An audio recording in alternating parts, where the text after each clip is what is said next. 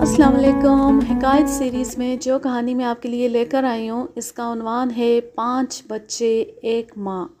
یہ واقعہ سن 1936 کا ہے۔ دہلی میں فریزر نام کا ایک انگریز ڈاکٹر آیا، مجھے اس کا اردلی مقرر کیا گیا۔ اس سے پہلے میں 2 انگریز ڈاکٹروں کا اردلی رہ چکا تھا۔ ڈاکٹر فریزر بہت اچھا آدمی تھا۔ 3-4 مہینے بعد اسے بنگال جانے کا حکم ملا۔ میرے کام سے وہ اتنا خوش تھا کہ اس نے مجھے اپنے ساتھ رکھنے کی اجازت لے لی۔ ہم بنگال گئے تو چٹاگانگ جانے کا حکم ملا۔ وہاں چھوٹا سا ایک سرکاری ہسپتال تھا، اسے بڑا ہسپتال بنانا تھا۔ ارد گرد کے دیہات کے لوگوں کے لیے بڑے ہسپتال کی ضرورت تھی۔ وہاں ایک بنگالی ہندو ڈاکٹر تھا، کمپاؤنڈر بھی بنگالی تھا۔ مجھے بنگالی سیکھنی پڑی۔ اس زمانے میں چٹاگانگ آج کل کی طرح اتنا زیادہ مشہور نہیں تھا۔ بندرگاہ کی وجہ سے وہاں آبادی بہت تھی۔ زیادہ تر لوگ ملاح اور ماہی گیر تھے۔ وہاں ہندو مسلمان میں کوئی فرق معلوم نہیں ہوتا تھا۔ ان لوگوں کے لیے بڑے ہسپتال کی ضرورت تھی جس کے لیے ڈاکٹر کو وہاں بھیجا گیا تھا۔ ایک روز ایک غریب سی عورت اپنے بچے کو اٹھائے ہوئے دوڑتی آئی۔ وہ رو رہی تھی۔ بچے کی عمر مشکل سے 1 سال تھی۔ اس کے منہ سے جھاگ نکل رہی تھی اور وہ بہت تکلیف سے سانس لے رہا تھا۔ ڈاکٹر فریزر مجھے ہر وقت اپنے ساتھ رکھتا تھا کیونکہ وہاں میرے سوا اس کی زبان سمجھنے والا کوئی نہیں تھا۔ ہندو ڈاکٹر گھوش انگریزی سمجھتا تھا لیکن وہ اپنے کام میں مصروف رہتا تھا۔ آپ مجھے تعلیم یافتہ آدمی نہ سمجھے، میں انگریزی لکھنا اور پڑھنا نہیں جانتا تھا۔ انگریزوں کے ساتھ رہ رہ کر صرف بول اور سمجھ سکتا تھا۔ یہ بنگالی عورت اپنے بچے کو لائی تو میں بھی ڈاکٹر فریزر کے ساتھ تھا۔ اس نے بچے کو دیکھا تو یہ خیال ظاہر کیا کہ یہ لوگ بچوں کو احتیاط سے نہیں رکھتے۔ بچے کے منہ پر کوئی کپڑا آ گیا ہوگا جس سے اس کا دم گھٹ گیا۔ ڈاکٹر نے دوائی کے 2-4 قطرے بچے کے منہ میں ٹپکائے اور سینے کو دبایا جس سے بچے کا سانس چل پڑا۔ بچے نے رونا شروع کر دیا۔ ماں کا رونا بند ہو گیا اور وہ بنگالی زبان میں کچھ کہنے لگی۔ ڈاکٹر فریزر نے ایک ہندو کمپاؤنڈر کو بلایا اور اس سے پوچھا کہ یہ عورت کیا کہتی ہے۔ اس نے عورت کی باتیں سن کر بتایا کہ وہ ڈاکٹر کا شکریہ ادا کر رہی ہے اور کہہ رہی ہے کہ اس سے پہلے اس کے گھر کے ارد گرد 4 بچے اسی بیماری سے مر چکے ہیں۔ یہ سن کر ڈاکٹر فریزر نے ہندو ڈاکٹر کو بلایا اور اس سے پوچھا کہ اس سے پہلے کوئی بچہ اس حالت میں اس کے پاس کبھی لایا گیا تھا۔ ڈاکٹر گھوش نے لاپرواہی سے جواب دیا کہ یہ بہت پسماندہ اور جاہل لوگ ہیں، ان کے بچے بہت پیدا ہوتے ہیں اور یہ بالکل احتیاط نہیں کرتے۔ اگر یہ پسماندہ اور جاہل ہیں تو کیا تم انہیں انسان نہیں سمجھتے؟ ڈاکٹر فریزر نے اس کی لاپرواہی دیکھ کر غصے سے کہا، میں نے پوچھا ہے کہ کیا تمہارے پاس اس سے پہلے اس حالت میں کبھی کوئی بچہ لایا گیا ہے؟ مجھے شک ہے کہ یہ یہاں کی کوئی بیماری ہے جو وبا بنتی جا رہی ہے۔ میرے سوال کا جواب دو۔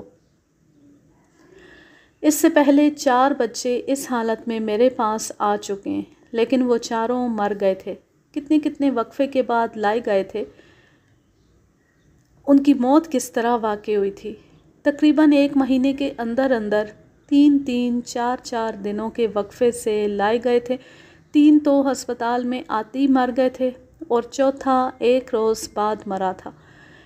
یہ کہہ کر ڈاکٹر گھوش نے کہا، محترم ڈاکٹر، اگر آپ نے یہاں ایک مریض پر اتنی زیادہ توجہ دینی شروع کر دی تو آپ کو بہت تکلیف ہوگی۔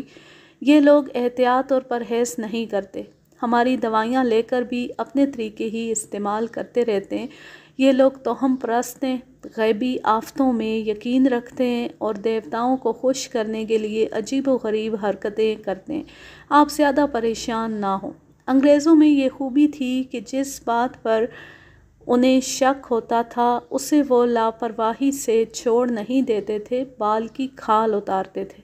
اور سب سے زیادہ دلچسپی پسماندہ اور جنگلی لوگوں میں لیتے تھے، ان کے وہم دور کر کے انہیں اپنی دوائیوں کا عادی بناتے تھے۔ ڈاکٹر فریزر نے ڈاکٹر گھوش کو ڈانٹ دیا اور کہا کہ ہم تمہیں یہاں عیش کرنے کے لیے تنخواہ نہیں دیتے، ہم ان لوگوں کو جنگلی زندگی سے نکال کر اپنی تہذیب میں لانا چاہتے ہیں۔ اس کا بہترین طریقہ یہ ہے کہ انہیں بیماریوں سے نجات دلائی جائے۔ ڈاکٹر گھوش کو یہ لیکچر دے کر ڈاکٹر فریزر نے مجھے کہا کہ اس عورت سے کہو کہ بچے کو اندر لائے۔ میں باہر گیا تو وہ عورت جا چکی تھی، لہٰذا بچوں کی اس بیماری کی کوئی تفتیش نہ ہو سکی۔ اس عورت کو ڈھونڈ کر لانا بہت مشکل تھا۔ یہ لوگ بانسوں اور گھاس کی جھونپڑیوں میں چیونٹیوں کی طرح رہتے تھے اور شہر سے تقریباً 2 میل دور تھے۔ علاقہ گھنا جنگل تھا، چھوٹی بڑی پہاڑیاں بھی تھیں، وہاں بھی یہ مخلوق آباد تھی۔ اس زمانے میں ان جنگلوں میں درندے بھی ہوتے تھے۔ ڈاکٹر فریزر نے یہ ارادہ کر لیا کہ وہ ان لوگوں میں گھوم پھر کر انہیں انگریزی طریقہ علاج سے روشناس کرائے گا اور انہیں توہمات سے نجات دلائے گا۔ ان کے مذہب کے متعلق کچھ بھی پتہ نہ چل سکا کہ کیا ہے۔ وہ ہندو بھی نہیں تھے، مسلمان اور عیسائی بھی نہیں تھے، انہیں عبادت کرتے بھی نہیں دیکھا گیا تھا۔ یہی معلوم ہو سکا کہ ان کے کچھ پیشوا ہوتے ہیں اور انہی کو وہ اپنے دیوتا یا خدا مانتے ہیں۔ بیماریوں کو وہ دیوتاؤں کی ناراضگی اور غصہ سمجھتے ہیں، چنانچہ اس کا یہ علاج کرتے ہیں کہ جوان لڑکیاں دیوتاؤں کو خوش کرتی ہیں اور لوگ دیوتاؤں کو چاول، ناریل، اناناس اور تاڑی کی شراب کی صورت میں تحفے دیتے ہیں۔ ڈاکٹر فریزر نے وہاں کی پولیس سے ان لوگوں کے متعلق جو باتیں معلوم کیں، ان سے یہ پتہ چلا کہ پولیس ان لوگوں میں کوئی دلچسپی نہیں لیتی کیونکہ یہ لوگ کوئی جرم نہیں کرتے۔ چوری، ڈاکہ اور قتل وغیرہ کو یہ خود اتنا بڑا گناہ سمجھتے ہیں کہ ایسے جرائم کے متعلق سوچ بھی نہیں سکتے۔ انہوں نے اپنے قانون بنا رکھے جن کی وہ پوری پابندی کرتے ہیں۔ شہر میں، بندرگاہ پر یا کہیں بھی یہ گھومے پھریں، پولیس کو ان کی طرف سے ایسا کوئی خطرہ نہیں ہوتا کہ وہ کوئی جرم کریں گے۔ ڈاکٹر فریزر نے ان کے متعلق یہ سنا تو اس نے اپنا یہ ارادہ اور پکا کر لیا کہ وہ انہیں نئی تہذیب میں لائے گا۔ اس نے یہ ارادہ اس امید پر پکا کیا تھا کہ یہ لوگ اخلاق اور قانون کے اتنے زیادہ پابند ہیں تو وہ شہری تہذیب کو جلدی قبول کر لیں گے۔ یہ تو مجھے معلوم تھا کہ ڈاکٹر فر انگریزی دوائیوں کے جادو سے انہیں عیسائی بنانا چاہتا ہے۔ انگریزوں نے افریقہ کے حبشیوں میں ڈاکٹروں کے ہی ذریعے عیسائی مذہب پھیلایا تھا۔ 3 دن گزرے تو 2 عورتیں گھبرائی ہوئی ہسپتال میں آئیں۔ ایک نے ایک بچے کو اٹھا رکھا تھا۔ بچے کی عمر 1 سال کے لگ بھگ تھی۔ بچے کی آنکھیں باہر کو آ رہی تھیں، منہ کھلا ہوا اور زبان باہر نکلی ہوئی تھی۔ منہ سے جھاگ نکل رہی تھی۔ بچہ سانس لے رہا تھا لیکن بہت مشکل سے۔ ڈاکٹر فریزر نے بچے کو میز پر لٹایا مگر بچہ ایک ہچکی لے کر مر گیا۔ ڈاکٹر نے پھر بھی بچے کا سانس چلانے کی کوشش کی، اس کے سینے سے کپڑا ہٹایا اور سینے کو دبانے لگا۔ اتفاق سے بچے کی ٹھوڑی اوپر کو اٹھ گئی اور سر ایک طرف ڈھلک گیا۔ بچے کی شہرگ پر تقریباً نصف انچ چوڑا اور اس سے ذرا لمبا نشان تھا، جیسے وہاں خون جم گیا ہو۔ ڈاکٹر اس نشان کو دیکھتا رہا، پھر اس پر جھک کر بہت غور سے دیکھنے لگا۔ یہ نشان پہلے گلابی رنگ کا تھا، دیکھتے ہی دیکھتے اس کا رنگ نیلا ہونے لگا۔ ڈاکٹر فریزر نے ڈاکٹر گھوش کو بلایا اور اسے یہ نشان دکھا کر پوچھا کہ اس نے اس بیماری سے مرنے والے پہلے بچوں کے گلوں پر ایسا نشان دیکھا تھا۔ ڈاکٹر گھوش نے جواب دیا کہ اس نے کسی بچے کی گردن دیکھی ہی نہیں تھی۔ اگر یہ نشان ہر ایک بچے کی شہرگ پر تھا تو میں آپ کو بتا دیتا ہوں کہ یہ بچے کسی بیماری سے نہیں مرے، انہیں قتل کیا گیا ہے۔ ڈاکٹر فریزر نے کہا، اگر وہ نہیں تو یہ بچہ قتل کیا گیا ہے۔ اب میں آپ کو جو کہتا ہوں وہ ان عورتوں سے پوچھو اور جو جواب دیتی ہیں وہ مجھے بتاؤ۔ ان سے پوچھو کہ بچے کو یہ تکلیف کب اور کس طرح شروع ہوئی۔ کیا ماں یا گھر کا کوئی مرد یا عورت یا بچہ اس کے پاس تھا؟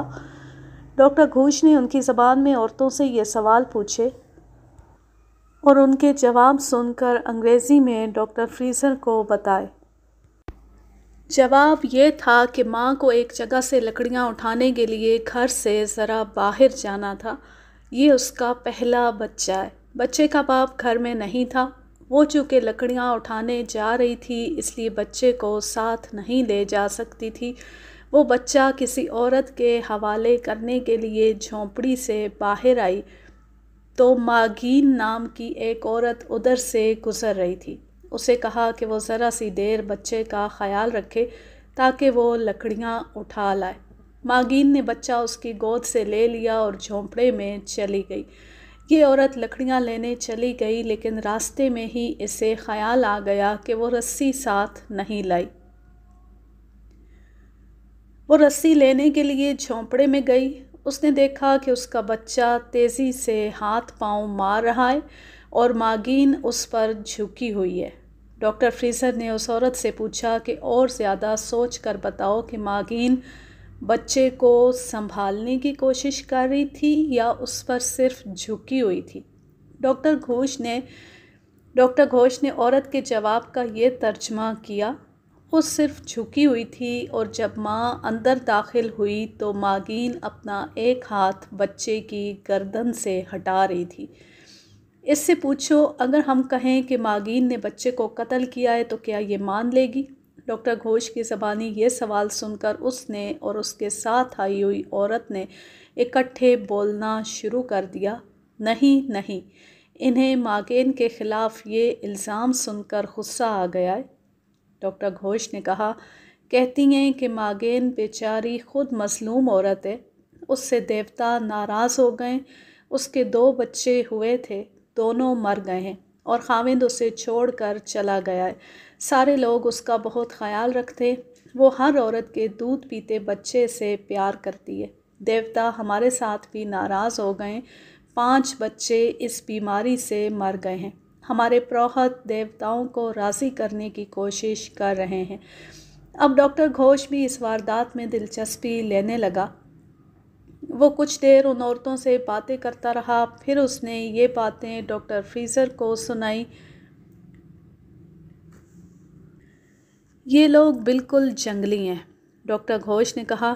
میں نے انہیں کہا ہے کہ تمہارا یہ بچہ قتل ہوا ہے تو یہ مجھے برا بھلا کہتی ہیں۔ انہوں نے بتایا ہے کہ ان کے پیشوا یا بزرگ جنگل میں رہتے ہیں۔ انہوں نے کہا ہے کہ ان پر سارا آسمان ناراض ہو گیا ہے۔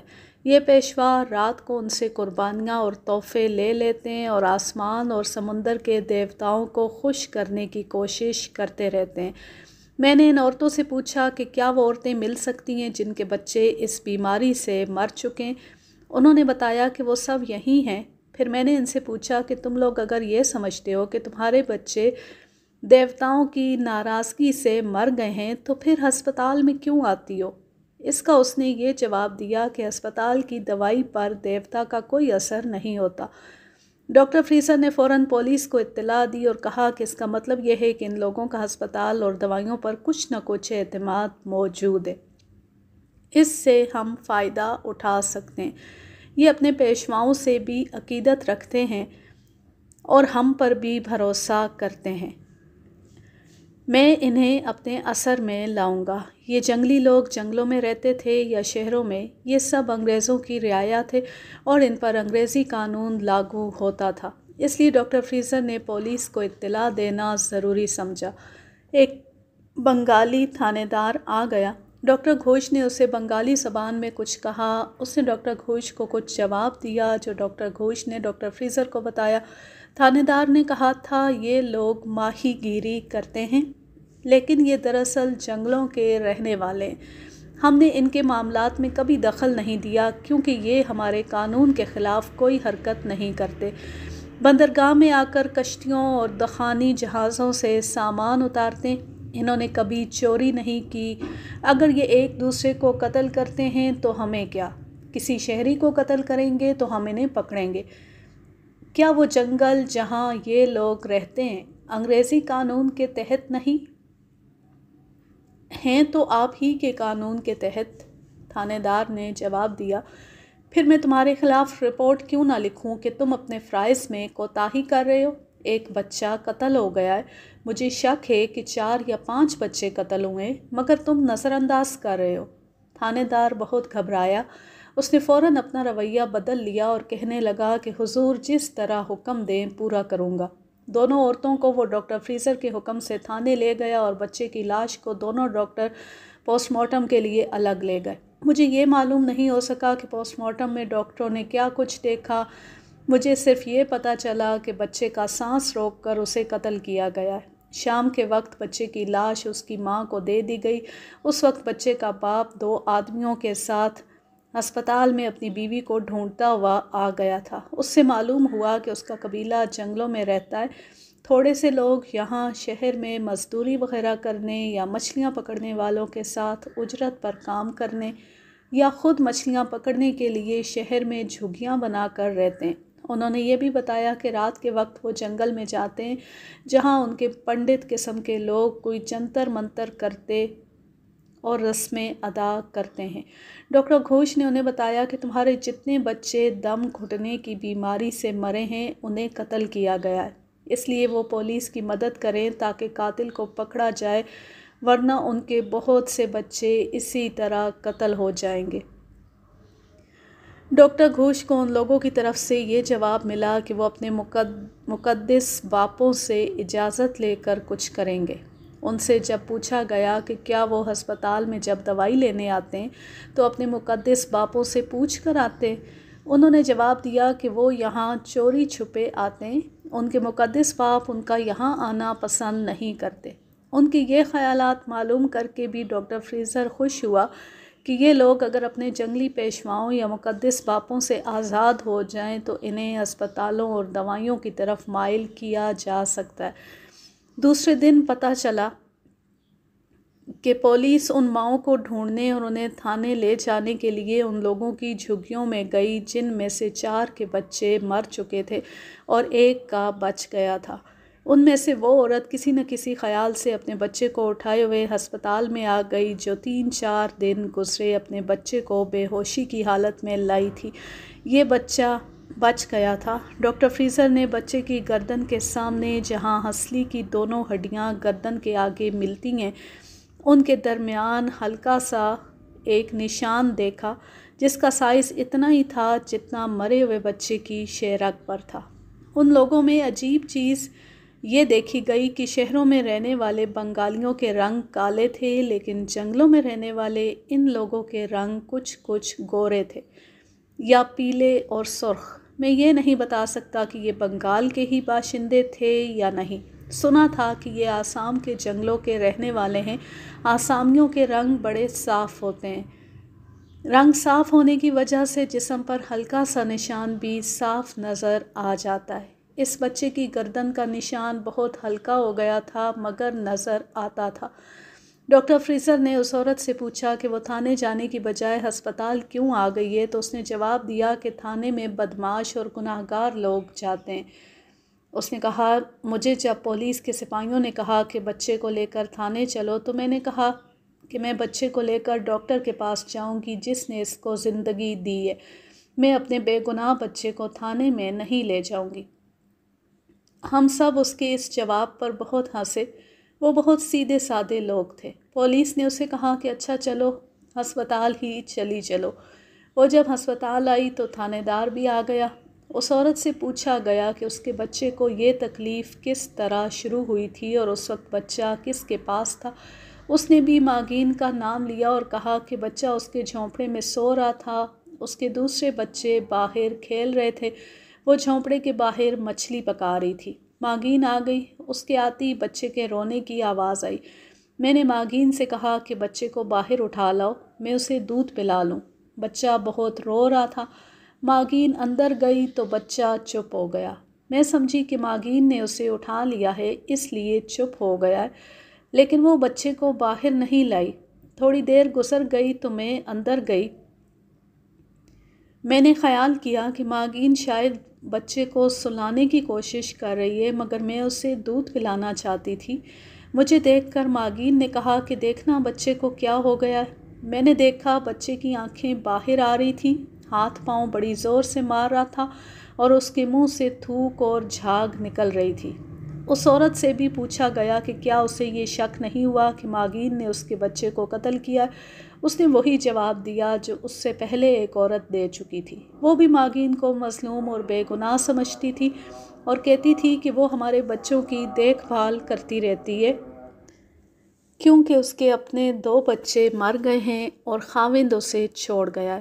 باقی 4 عورتیں بھی پولیس کو مل گئیں۔ ان میں سے 2 نے کہا کہ ہم ابھی آتی ہیں اور وہ غائب ہو گئی۔ 2 بڑی مشکل سے تھانے چلنے پر رضامند ہوئیں۔ ڈاکٹر فریزر کو یہ شک تھا کہ بنگالی تھانے دار تفتیش میں گڑبڑ کر کے یہ کہہ دے گا کہ قتل کا کوئی ثبوت نہیں ملا، لہٰذا اس نے تفتیش پر نگرانی شروع کر دی۔ وہ ڈاکٹر تھا جس کا پولیس کے ساتھ کوئی تعلق نہیں ہونا چاہیے تھا، لیکن انگریز ہونے کی وجہ سے وہ ہر محکمے پر اپنا حکم چلا سکتا تھا۔ چونکہ یہ معاملہ بہت دلچسپ تھا، اس لیے میں بھی ڈاکٹر فریزر کے ساتھ چپکا رہا۔ اسے مجھ پر اتنا بھروسہ تھا کہ وہ خود بھی مجھے اپنے ساتھ رکھتا تھا۔ پھر بھی اگر وہ کہیں اکیلا نکلتا تو میں خود اس کے ساتھ چل پڑتا تھا۔ اس طرح میں نے اس کیس کی ساری تفتیش اپنی آنکھوں دیکھی اور ہم نے اپنے آپ کو جس خطرے میں ڈال دیا وہ الگ قصہ ہے، وہ بھی اس کے ساتھ ہی سناؤں گا۔ ان 2 عورتوں سے ان کے بچوں کی موت کے متعلق بیان لیے گئے تو انہوں نے بالکل ویسے ہی بیان دیے جو 2 عورتیں پہلے دے چکی تھیں۔ ان کے بچے 1 ہفتے کے وقفے سے مرے تھے۔ دونوں کی عمر 1 سال کے لگ بھگ تھی۔ دونوں بچے بالکل انہی حالات میں قتل ہوئے، یعنی مائیں باہر تھیں اور ماگین بچے پر جھکی ہوئی تھی۔ یہ عورتیں بھی ماگین پر شک کرنے پر آمادہ نہیں تھیں۔ ان میں سے ایک کے بچے کو مرے ہوئے 14-15 دن ہو گئے تھے۔ یہ بھی اچھا تھا کہ یہ لوگ لاشوں کو دفن کرتے تھے۔ ڈاکٹر فریزر نے اس بچے کی قبر کے متعلق پوچھا تو پتہ چلا کہ ان کا قبرستان جنگل میں ہے۔ اس بچے کے ماں باپ ڈاکٹر فریزر کو اپنے ساتھ قبرستان تک لے گئے۔ تھانے دار اور 4 سپاہی ساتھ تھے، میں بھی ساتھ تھا۔ قبر کھودنے کے لیے 2 آدمی بھی ساتھ تھے۔ قبر کھود کر لاش نکالی گئی۔ اس وقت بچے کی ماں اور اس کا باپ ہم سب پر ٹوٹ ٹوٹ پڑتے تھے۔ انہیں سمجھانے کی بہت کوشش کی گئی کہ قاتل کا سراغ لگانے کے لیے لاش کو دیکھنا ضروری ہے، جسے بعد میں پھر دفن کر دیں گے، لیکن وہ کچھ بھی نہیں سمجھ رہے تھے۔ ان کے ساتھ زبردستی کرنی پڑی۔ لاش سوج گئی تھی۔ میں حیران تھا کہ اس خراب حالت میں ڈاکٹر لاش میں کیا دیکھیں گے۔ بچے کے ماں باپ بہت تیز دوڑتے ہوئے جنگل میں غائب ہو گئے اور ہم لاش ہسپتال میں لے آئے۔ مجھے معلوم نہیں کہ لاش کے ساتھ ڈاکٹر فریزر نے کیا کیا۔ وہ 3 گھنٹے اندر رہا۔ اس نے پھر لاش پولیس کے حوالے کر کے کہا کہ اسی قبر میں دفن کراؤ۔ شام کے وقت میں نے اس سے پوچھا تو اس نے بتایا کہ اس بچے کو بھی سانس روک کر مارا گیا ہے۔ تھانے دار نے 1 سپاہی اور وہ 2 آدمی جنہوں نے قبر کھودی تھی لاش کو دفن کرنے کے لیے بھیج دیے اور ماگین کی تلاش شروع ہو گئی۔ شام کے وقت پولیس کا سپاہی سخت زخمی حالت میں ہسپتال میں لایا گیا۔ تھانے دار ڈاکٹر فریزر کے پاس آیا۔ ڈاکٹر گھوش بھی اس کے ساتھ تھا۔ تھانے دار انگریزی نہیں جانتا تھا۔ ڈاکٹر گھوش نے ڈاکٹر فریزر کو بتایا کہ اس نے ان جنگلیوں کے معاملات میں دخل دے کر سخت غلطی کی ہے۔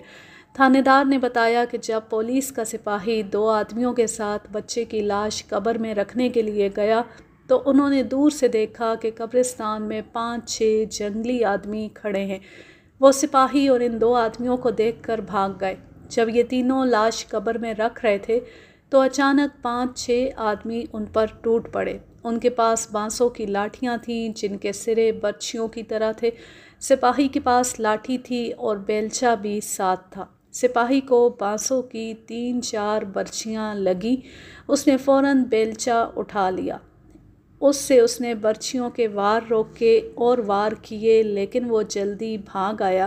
اسے کچھ خبر نہیں تھی کہ جو 2 آدمی اس کے ساتھ تھے وہ مارے گئے ہیں یا زندہ ہیں۔ سپاہی کو میں نے دیکھا، اس کی پیٹھ میں اور ایک ران میں نوکدار بانس لگے تھے۔ وہ خوش قسمت تھا کہ بچ گیا۔ اس کے زخموں پر پٹیاں باندھی گئیں اور فوراً پولیس کی پوری گارڈ رائفلوں سے مسلح بھیجی گئی۔ وہ علاقہ خطرناک تھا، پہاڑیاں اور جنگل تھا۔ آدمی ذرا ادھر ادھر ہو جائے تو مل نہیں سکتا تھا۔ گارد سورج غروب ہونے سے پہلے پہنچ گئی تھی۔ وہاں دونوں آدمی نہیں تھے۔ خون بہت تھا۔ خون ایک طرف کو گرتا گیا۔ گارد خون کو دیکھتی ہوئی آگے گئی، مگر اندھیرا ہونے کی وجہ سے گارد واپس آ گئی۔ صبح سورج نکلنے سے بہت پہلے گارد پھر بھیجی گئی۔ تقریباً 4 گھنٹے بعد گارد ہسپتال میں 2 لاشیں لائی۔ دونوں کے سر گردنوں سے کٹے ہوئے تھے۔ عجیب بات یہ ہے کہ لاشیں قبرستان میں پڑی ملی تھیں۔ دونوں کے جسم برچھیوں سے چھلنی تھے اور یہ وہی 2 آدمی تھے جنہوں نے بچے کی لاش نکالی اور دفن کی تھی۔ ان جنگلیوں نے ان کی کھوپڑیاں کاٹ لی تھیں۔ ڈاکٹر فریزر نے پولیس ہیڈ کوارٹر کو اطلاع دی تو ایک انگریز پولیس انسپکٹر شام کے وقت آ گیا۔ اس نے بتایا کہ یہ لوگ آسام کے خطرناک قبائلی ہیں۔ ان کے رسم و رواج افریقہ کے حبشیوں سے ملتے جلتے ہیں۔ یہ لوگ انسانی کھوپڑیوں کو بہت پسند کرتے ہیں۔ ان کے بچے کی لاش قبر سے نکالنا سخت غلطی تھی۔ انہوں نے ان 2 آدمیوں کی کھوپڑیاں اتار کر صرف انتقام نہیں لیا، بلکہ وہ یہ کھوپڑیاں اپنے دیوتاؤں کو پیش کریں گے اور ہو سکتا ہے کہ وہ آج رات جشن منا رہے ہوں۔ یہ انگریز انسپکٹر بہت دلیر اور زندہ دل معلوم ہوتا تھا۔ اس کا نام ایچیسن تھا۔ اس نے ڈاکٹر فریزر سے کہا کہ اگر وہ ہمت کرے تو رات کو تماشا دیکھا جا سکتا ہے۔ ڈاکٹر فریزر بھی انسپکٹر ایچیسن کی طرح جوان اور دلیر آدمی تھا۔ وہ تیار ہو گیا۔ دونوں نے ریوالور لے لیے۔ میرا ساتھ جانا ضروری تھا۔ پولیس سے ایک رائفل منگوائی گئی۔ ٹارچ بھی میرے ہاتھ میں دے دی گئی۔ انسپکٹر ایچیسن نے کہا کہ ریوالور پاس ہوں تو یہ لوگ سینکڑوں کی تعداد میں بھی آ جائیں تو کوئی خطرہ نہیں، صرف ایک گولی سب کو بھگا دے گی۔ لیکن پروگرام یہ نہیں تھا کہ ان لوگوں کو پکڑنا ہے، بلکہ ارادہ یہ تھا کہ دور سے تماشا دیکھنا ہے۔ شام کے کھانے کے بعد ہم چل پڑے۔ انسپکٹر ایچیسن نے بنگالی تھانے دار سے کہہ کر ایک آدمی بلا لیا تھا جو رہبری کے لیے ساتھ تھا۔ اسے معلوم تھا کہ یہ جنگلی کہاں رہتے ہیں۔ شہر سے نکل کر ہم ایسے علاقے میں داخل ہو گئے جہاں پہاڑیاں، پانی، جنگل اور اونچی گھاس تھی۔ چلنا بہت مشکل تھا۔ تھوڑے سے فاصلے پر جاتے تھے تو ہمارا گائیڈ کسی نہ کسی طرف مڑ جاتا تھا۔ رات اندھیری تھی۔ گائیڈ ہوشیار تھا۔ اس کے بغیر ہم بھٹکتے پھرتے۔ ایک جگہ گائیڈ رک گیا۔ اس نے بتایا کہ تھوڑی دور آگے ندی ہے جو پانی میں سے گزر کر پار کرنی پڑے گی۔ پانی گہرا نہیں ہوگا۔ تھوڑی دیر بعد ہم ندی میں سے گزر رہے تھے۔ پانی گھٹنوں سے ذرا اوپر تھا۔ ندی پار کر کے ہم ایک پہاڑی کے ساتھ چلنے لگے اور دور سے ڈھول کی دھم دھم سنائی دینے لگی۔ اندھیری رات اور ایسے گھنے جنگل میں یہ دھم دھم ایسے سنائی دیتی تھی جیسے انسان نہیں بلکہ جن بھوت بجا رہے ہوں۔ میں پنجاب کے ڈھولوں کی آواز جانتا تھا۔ ایسی آواز جو جنگل میں سنائی دے رہی تھی میرے لیے بڑی ہی عجیب تھی۔ ہم اس آواز کی طرف جا رہے تھے، پھر ہمیں انسانوں کے نعروں کی طرح کا شور سنائی دینے لگا۔ میرا خیال ہے ہمیں چلتے 4 گھنٹے گزر گئے تھے۔ آوازیں اتنی اونچی ہو گئیں جیسے 10-15 قدم دور سے آ رہی ہوں۔ آگے ایک ٹیکری تھی۔ شور شرابہ اور ڈھول کی دھم دھم اس ٹیکری کے دوسری طرف تھی۔ گائیڈ ٹیکری پر چڑھنے لگا۔ ہم بھی چڑھنے لگے۔ اس پر درخت بہت تھے۔ ہم ذرا اوپر گئے تو آسمان روشن ہو گیا اور لوگوں کا شور بند ہو گیا۔ اب صرف ڈھول کی دھم دھم اور اس کی تال پر تالی کی آوازیں آنے لگیں اور ان کے ساتھ باریک باریک گھنٹیوں کی آوازیں بھی شامل تھیں۔ یہ تال اور موسیقی کسی اور ہی دنیا کی تھی۔ گائیڈ اوپر جا کر بیٹھ گیا۔ ہم ذرا نیچے تھے۔ گائیڈ پر ہلکی ہلکی روشنی پڑ رہی تھی۔ ڈاکٹر فریزر اور انسپکٹر ایچیسن بھی اوپر جا کر بیٹھ گئے۔ میں جب ان کے قریب پہنچا تو سامنے وہی منظر دیکھا جس کے متعلق لوگ بتایا کرتے تھے۔ پنجاب کے دیہات میں مشہور تھا کہ رات کے وقت جنگل میں جن اور چڑیلیں انسانوں کا روپ دھار کر ناچ گانا کیا کرتی ہیں۔ کوئی انہیں دیکھتا تو انہیں انسان سمجھ کر ان کے پاس چلا جاتا، پھر واپس نہیں آ سکتا تھا۔ میں نے بالکل وہی منظر دیکھا۔ جن اور چڑیلیں انسانوں کے روپ میں ناچ رہی تھی۔ بہت سی مشعلیں جو انہوں نے بانسوں کے ساتھ کوئی خاص لکڑی باندھ کر بنائی تھیں جل رہی تھیں۔ 2 جگہ لکڑیوں کے الاؤ روشن تھے۔ وہ لوگ ہم سے زیادہ دور نہیں تھے۔ ہم ٹیکری کے اوپر تھے اور وہ نیچے۔ جہاں وہ تھے وہاں میدان تھا۔ بہت سے جنگلی دائرے میں بیٹھے تھے۔ درمیان میں 13 لڑکیاں ناچ رہی تھیں۔ سر سے ناف تک وہ ننگی تھیں۔ کمر کے گرد ٹخنوں تک تھوڑا سا کپڑا باندھ رکھا تھا۔ سب کے بال کھلے تھے۔ ان کی حرکات بالکل ایک جیسی اور اکٹھی تھی۔ کسی لڑکی کا سر بھی نہیں ہلتا تھا۔ اگر سر ہلتا تھا تو ایک نہیں بلکہ 13 سر ایک ہی طرح سے حرکت کرتے تھے۔ وہ بڑی آہستہ آہستہ جسم کو حرکت دیتی تھیں اور جسم کو ایسے انداز سے بل دیتی تھیں کہ دل پر عجیب سا اثر ہوتا تھا۔ ان کا جس طرف منہ تھا ادھر 5 آدمی زمین پر شاہانہ انداز سے بیٹھے تھے۔ وہ بھی سر سے ناف تک ننگے تھے۔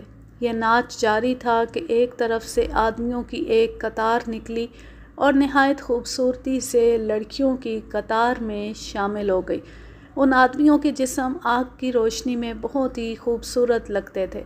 وہ بھی ناف تک ننگے تھے۔ لڑکیوں کے ساتھ مل کر ان آدمیوں نے جب ناچ شروع کیا تو عجیب ہی سما بندھ گیا۔ یہ ناچ اچھل کود والا نہیں تھا۔ ایسے نظر آتا تھا جیسے پانی میں مچھلیاں بڑے آرام آرام سے تیر رہی ہوں۔ اس کے ساتھ ڈھول کی ہلکی ہلکی دھم دھم اور گھنٹیوں کی آوازیں دلکشی میں اضافہ کر رہی تھیں۔ میں یقین سے کہہ سکتا ہوں کہ دونوں انگریز دم بخود ہو گئے تھے۔ میری حالت یہ تھی کہ میں ان ناچنے والوں کو انسان نہیں جن ماننے لگا تھا، مگر یہ جادو فوراً ہی ٹوٹ گیا کیونکہ یہ لوگ اچانک ہی جنگلی بن گئے۔ ڈھولوں کی تھاپ بھی بدل گئی۔ ناچنے والے بےہودہ طریقے سے کودنے لگے۔ کودتے اچھلتے یہ لڑکیاں اور آدمی ایک طرف چلے گئے اور میدان خالی ہو گیا۔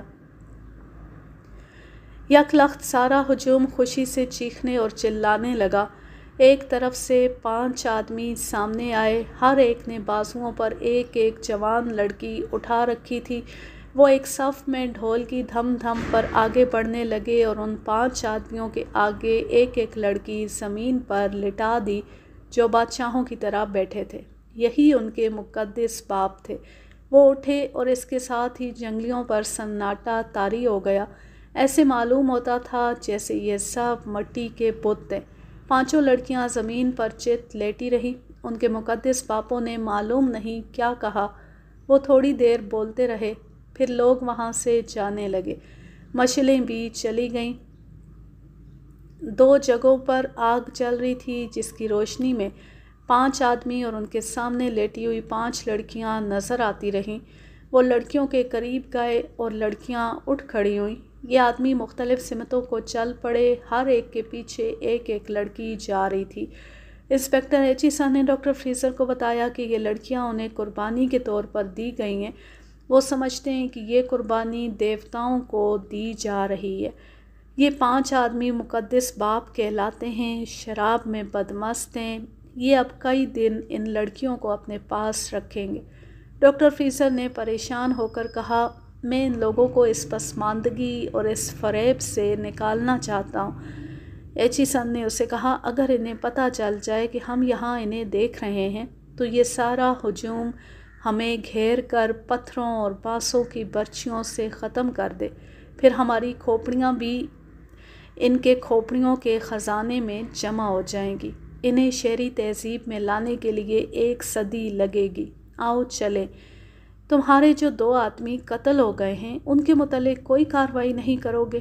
نہیں، ان کے قاتلوں کو پکڑنے کے لیے ہمیں پوری پولیس فورس اور فوج سے اس سارے جنگل پر حملہ کرنا پڑے گا، جس کے نتیجے میں کچھ آدمی ہمارے مارے جائیں گے اور بہت سے ان کے۔ ہم ایسی کارروائی نہیں کریں گے۔ ہم اتنا ہی کریں گے کہ ان 2 آدمیوں کے گھر والوں کو کچھ رقم دے دیں گے کیونکہ وہ پولیس کا کام کرتے ہوئے مارے گئے ہیں۔ ہم واپس چل پڑے۔ جب اپنے ٹھکانے پر پہنچے تو رات ختم ہو چکی تھی اور ہندو تھانے دار انتظار میں بیٹھا تھا۔ اس نے یہ خبر سنائی کہ ماگین کو پکڑ لیا گیا ہے اور چند ایک گواہ بھی مل گئے۔ اس ہندو نے یہ پھرتی صرف اس لیے دکھائی تھی کہ اس کے محکمے کا انگریز انسپکٹر آ گیا تھا، ورنہ وہ بچوں کے قتل میں کوئی دلچسپی نہیں لے رہا تھا۔ اس نے مزدوروں میں کام کرنے والے سرکاری مخبروں کے ذریعے ماگین کا سراغ لگا لیا تھا۔ وہ اکیلی رہتی تھی۔ اسے تھانے لے گئے اور 3 ایسے آدمی بھی ہاتھ آ گئے جو ماگین کے قبیلے کے تھے اور اسے پوری طرح سے جانتے تھے۔ انسپکٹر ایچیسن نے تھانے دار سے کہا کہ ان سب کو وہیں ڈاکٹر فریزر کے بنگلے میں لے آئے۔ وہ دوڑتا گیا اور ان لوگوں کو لے آیا۔ ماگین جوان عورت تھی۔ وہ کوئی ایسی خوبصورت تو نہیں تھی لیکن بدصورت بھی نہیں تھی۔ اس کے ساتھ 3 آدمی تھے۔ ان کے ساتھ باتیں کرنے اور ان کی باتیں سمجھانے کا کام ڈاکٹر گھوش نے کیا۔ سب سے پہلے ماگین سے پوچھا گیا کہ اس نے ان بچوں کو قتل کیا ہے۔ اس کے چہرے پر کوئی تبدیلی نہ آئی۔ اس نے اپنے ساتھ آئے ہوئے آدمیوں کی طرف دیکھا۔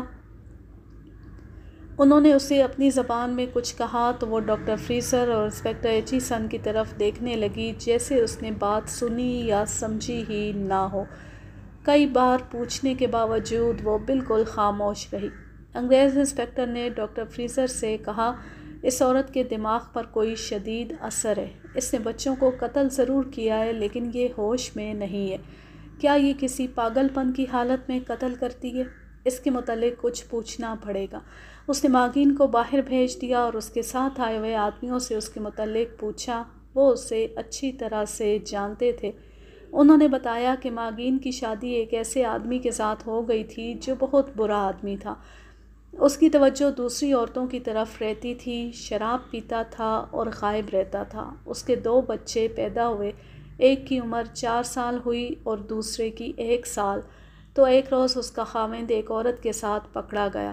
ان لوگوں میں شادی شدہ مرد یا عورت کا کسی دوسرے سے تعلقات رکھنا اتنا ذلیل جرم سمجھا جاتا تھا کہ دونوں کو قتل کر کے ان کے سر جسموں سے کاٹ دیے جاتے تھے۔ جسم ایسے پانی میں جا کر پھینکے جاتے تھے جس میں مگرمچھ ہوتے تھے اور سر جنگل میں پھینک دیے جاتے تھے۔ شادی شدہ عورت صرف مقدس باپ کے پاس جا سکتی تھی بشرط یہ کہ وہ اس عورت کو اپنے پاس بلائے۔ اس صورت میں ایسی عورت کا خاوند فخر کیا کرتا تھا، لیکن یہ اعزاز کسی بہت ہی خوبصورت شادی شدہ عورت کو حاصل ہوتا تھا۔ ماگین کا خاوند ایک عورت کے ساتھ پکڑا گیا۔ پکڑنے والے 2 آدمی تھے۔ ماگین کا خاوند ان کے ہاتھ سے نکل گیا۔ اس کے بعد وہ کہیں نظر نہیں آیا۔ عورت کو قبیلے نے سزائے موت دے دی۔ اس کا جسم اور سر غائب کر دیے گئے۔ ماگین اسی طرح خاموش رہنے لگی جس طرح اب ہے۔ 10-12 دنوں بعد اس کا چھوٹا بچہ مر گیا۔ ان 3 آدمیوں میں سے ایک نے اس کے بچے کو دیکھا تھا۔ اس کی آنکھیں بہت زیادہ کھلی ہوئی تھیں اور زبان باہر نکلی ہوئی تھی، منہ سے جھاگ نکلی ہوئی تھی اور چہرے کا رنگ نیلا ہو گیا تھا۔ مقدس باپ نے بچے کی لاش کو دیکھ کر بتایا کہ اس عورت پر دیوتا سخت ناراض ہے۔ بچے کو دفن کر دیا گیا اور رات کو 2 کنواری لڑکیوں کی قربانی دی گئی۔ 15-16 روز بعد ماگین کا بڑا بچہ بھی بالکل اسی حالت میں مر گیا۔ یہ 3 مہینے پہلے کا واقعہ ہے۔ اس بچے کے مرنے کے کچھ دن بعد ایک اور ماں کا بچہ جس کی عمر 1 سال تھی اسی حالت میں مر گیا۔ اس وقت بچے کی ماں باہر تھی اور ماگین بچے کے پاس تھی۔ یہ بچہ جنگل میں مرا تھا۔ سارا قبیلہ بہت ڈرا۔ مقدس باپ نے کہا کہ یہ عورت یہاں سے چلی جائے، دیوتا اس سے ناراض ہیں۔ اس دوران یہ 3 آدمی محنت مزدوری کے لیے چٹاگانگ میں گئے۔ یہاں جنگلی اکثر آتے رہتے ہیں، جن میں سے بہت سے شہر کے قریب جھوگیاں بنا کر آباد ہو گئے تھے۔ ماگین ان کے ساتھ یہاں آ گئی۔ اس کے قبیلے کی عورتیں اسے مظلوم عورت سمجھ کر اس کا بہت خیال رکھتی تھیں۔ وہ کوئی کام نہیں کرتی تھی۔ اسے یہ لوگ گھر کے فرد کی طرح کھانا دیتے تھے۔ یہاں آ کر بھی بچے اسی بیماری سے مرنے لگے۔ پھر بھی کسی کو شک نہ ہوا کہ بچوں کو ماگین قتل کرتی ہے۔ ان لوگوں نے جنگل میں جا کر مقدس باپوں کو بتایا۔ انہوں نے کچھ اپنی رسمیں ادا کیں۔ پھر جب ایک بچے کی لاش قبر کھود کر نکالی گئی تو جنگلیوں کو پتہ چل گیا۔ سارے قبیلے پر دہشت طاری ہو گئی۔ وہ خوفزدہ ہوئے کہ اب ان پر بڑا ہی ظالم قہر نازل ہوگا۔ اس سے بچنے کا یہی ذریعہ تھا کہ قبر کھودنے والوں کی کھوپڑیاں اتار کر دیوتاؤں کو پیش کی جائیں۔ قبیلے کے بڑوں نے اپنا کوئی حساب کر کے بتایا کہ 5 کنواریوں کی قربانی دینی ہوگی۔ یہ قربانی رات کو دے دی گئی۔ یہ 3 آدمی اور ماگین اس قربانی میں شریک نہیں ہو سکے کیونکہ پولیس نے انہیں پکڑ لیا تھا۔ بہرحال ہم قربانی کی یہ رسم دیکھ آئے تھے۔ ماگین کے متعلق دونوں انگریزوں کی رائے یہ تھی کہ اس کا دماغ اس کے قابو سے نکل گیا ہے۔ اس نے اسی پاگل پن میں اپنے بچوں کو قتل کر کے خاوند سے انتقام لیا ہے۔ شاید اس سے اسے کچھ سکون ملتا ہے، اور یہ بھی ہو سکتا ہے کہ 1 سال کی عمر کے بچے کو دیکھ کر وہ بھڑک اٹھتی ہو اور اسے انتقام کے طور پر مار دیتی ہو۔ ماگین سے ایک بار پھر انسپکٹر ایچیسن اور ڈاکٹر فریزر نے باتیں کیں، لیکن اس پر خاموشی طاری رہی۔ اپنے آدمیوں کے کہنے کے باوجود اس نے زبان نہ کھولی۔ اس کے کانوں میں بار بار یہ بات ڈالی گئی، تم نے اپنے اور دوسروں کے بچوں کو قتل کیا ہے، مگر وہ بت بن کر بیٹھی رہی۔ دونوں انگریزوں نے اس کے ساتھ کے 3 آدمیوں کو بتایا کہ تمہارے بچوں کو یہ عورت قتل کرتی ہے۔ اگر اسے چھوڑ دیا گیا تو یہ بچوں کو قتل کرتی رہے گی، اس لیے ہم اسے جانے نہیں دیں گے، اسے کسی پاگل خانے میں بھیج دیں گے۔ یہ لوگ کچھ بھی نہیں سمجھ رہے تھے، انہیں معلوم ہی نہیں تھا کہ پاگل خانہ کیا ہوتا ہے۔ ماگین کو پھر بٹھا دیا گیا۔ مجھے ڈاکٹر فریزر نے کسی کام کے لیے ہسپتال بھیج دیا۔ میں 2 گھنٹے بعد بنگلے میں گیا تو پتہ چلا کہ ماگین لاپتہ ہے۔ کسی کو پتہ ہی نہ چل سکا کہ وہ کس وقت اور کس طرف نکل گئی ہے۔ جھونپڑوں میں بھی نہیں گئی۔ سورج غروب ہونے سے پہلے اس کی لاش ہسپتال میں لائی گئی۔ یہ جھونپڑی سے 1 میل دور جنگل سے اٹھائی گئی تھی۔ ماگین کی لاش کی گردن کے گرد ایک کپڑا کس کر بندھا ہوا تھا، گانٹھ پیچھے تھی۔ اس نے بڑی عقل مندی سے اپنے آپ کو قتل کیا تھا۔ اس کپڑے میں چھوٹا سا ایک پتھر بندھا ہوا تھا جو اس کی شہرگ پر بالکل اس مقام پر تھا جہاں وہ انگوٹھا رکھ کر بچوں کا سانس روکتی تھی۔ اس نے پتھر کپڑے میں باندھ کر شہرگ کے اس مقام پر رکھا اور کپڑے کو اپنی گردن کے پیچھے گانٹھ دے دی۔ پتھر نے شہرگ کو دبا کر اس کا سانس روک دیا اور اسے اسی طرح ہلاک کیا جس طرح اس نے 2 اپنے اور 5 دوسروں کے بچوں کو قتل کیا تھا۔ یوں یہ زبردست کہانی اپنے اختتام کو پہنچی۔ اب میں لیتی ہوں آپ سے اجازت۔ جہاں رہیں خوش رہیں، شاد و آباد رہیں، ہنستے مسکراتے رہیں، اور ایسی دلچسپ کہانیاں سننے کے لیے اس چینل کو سبسکرائب ضرور کر لیں۔ بیل آئیکن کو ضرور پریس کریں تاکہ آنے والی ہر نیو ویڈیو کی نوٹیفیکیشن آپ کو بر وقت ملتی رہے۔ اللہ حافظ، اللہ نگہبان۔